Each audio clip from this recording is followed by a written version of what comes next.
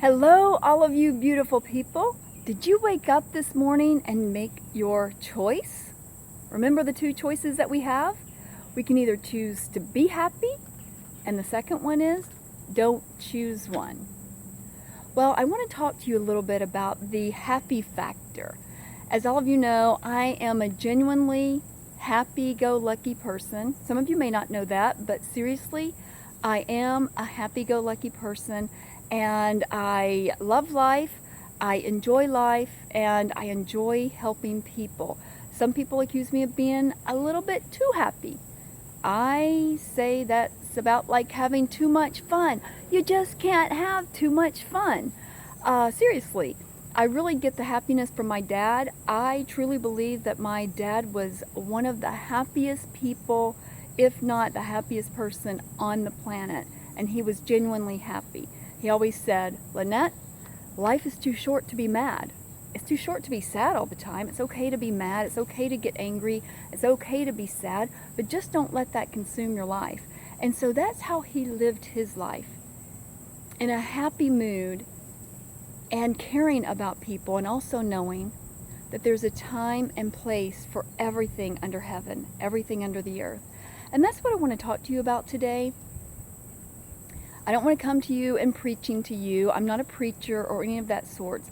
But as I've mentioned in my previous two videos, I've been on my 3-month-long healing journey now to restore my health of my kidneys. Remember, I had that kidney surgery at age 8, and I had complications due to lack of sleep, lack of rest, and as I explained in my last video, it was all of my revenge factor that I had going on to seek justice on my dad. But what I want to talk to you about today is that there possibly could be a fine line of people that seem to be a little bit too happy. I may fall into that category. Some of you may see or may suspect that I'm too happy. Maybe so. I like to ride on my purple unicorn over the big purple rainbow. So there you go. But I also have learned a lot on my healing journey. I have learned that it is okay. It is okay to let go. It is okay to have emotions and have feelings that are not necessarily feelings of happiness. Because whether you are a God believer, whether you are not, it just makes sense as of everything that is going on in the world. I personally believe in God, the creator of all of us, the creator of the universe, the creator of the heavens, of everything, the creator of the earth, the creator of us, and I believe in the universe, and I believe in the angels. I love my angels.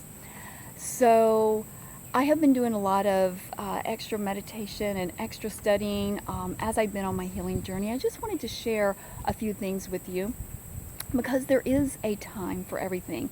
And in Ecclesiastes, we can look and see.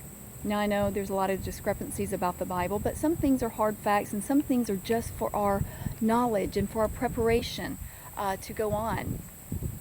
So in Ecclesiastes, it simply states, "For everything there is a season, and for every activity under the sun and heaven, there is a time and a place.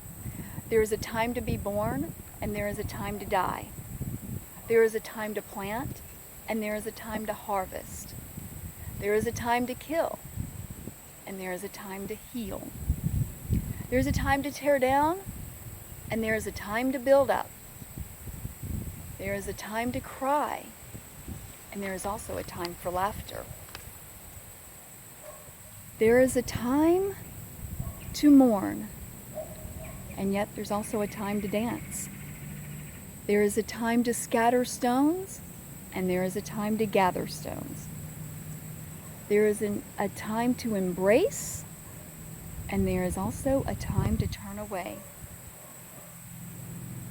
There is a time to search, and there is a time to stop searching.